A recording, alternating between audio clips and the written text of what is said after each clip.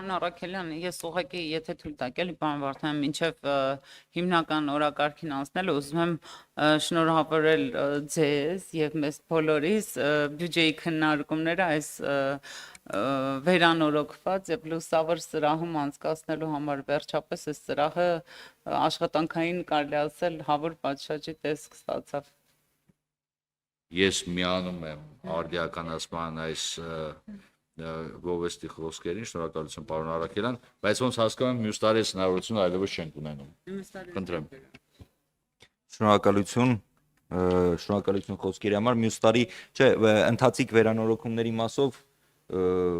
կունենանք նորից մի քանի հատվածներում վերանորոգումներ,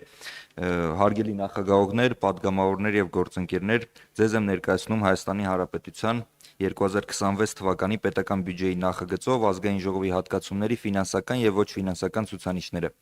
Հայաստանի Հանրապետության 2026 թվականի պետական բյուջեի նախագծով ազգային ժողովի աշխատակազմին իր ծախսային ծրագրի իրականացման մասով հատկացվել է մոտ 7 միլիարդ դրամ։ Առանձին ծախսային միջոցների մասով 2026 թվականի հատկացումների բաշխումն ունի հետևյալ պատկերը. ազգային ժողովի գործունեության ապահովում, օրենսդրական, վերլուծական եւ ներկայացուցչական ծառայություններ 6.2 միլիարդ դրամ, ազգային ժողովի աշխատակազմի պետական ծառայողների վերապատրաստում 1.3 միլիոն դրամ,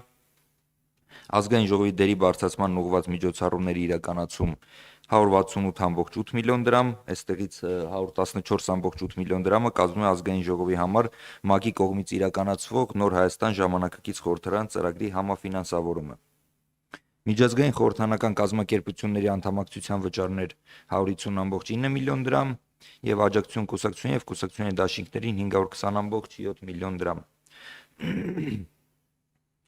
Հայաստանի Հանրապետության 2026 թվականի պետական բյուջեի մասին հայ օրենքի նախագծից հանվել են մեր կողմից ներկայացված բյուջետային հայտով հետևյալ ծախսային միջոցառումները, դրանք ազգային ժողովի տեխնիկական հագեցվածության բարելավումներն են եւ ազգային ժողովի շենքային պայմանների բարելավումը։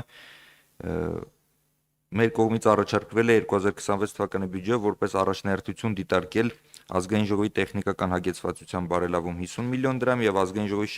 շենքային պայմանների բարելավում 26.3 միլիոն դրամ, սակայն ներառվել է միայն ազգային ժողովի շենքային պայմանների բարելավման համար նախատեսվող 26.3 միլիոն դրամը։ Իհարկե Հայաստանի Հանրապետության 2026 թվականի պետական բյուջեի նախագծով հատկացումների մասով մենք մեր դիտարկումները համապատասխան ընթացակարգերով կներկայացնենք կառավարության մեր գործընկերներին,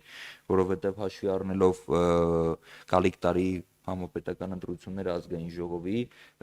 չունենալ ընդհանրապես տեխնիկական հագեցվածության տող դա կարող է խնդիր առաջացնել ազգային ժողովի համար, ինչպես դուք նշեցիք, մենք չենք իհարկե դա կանխատեսում է, բայց հավանաբար ավելի մեծ քանակի падգամավորներ են ունենալու, իսկ աշխատակազմը պարտավոր է падգամավորներին ապահովել գոնե մինիմալ սեղան, աթոռ, համակարգիչ, տպիչ սարքավորում եւ չունենալով ուղղակի այդ տողը եւ չունենալով անգամ այդ տողը առաջնահերթություններում մենք ուղղակի չենք կարող ապահովենք դա։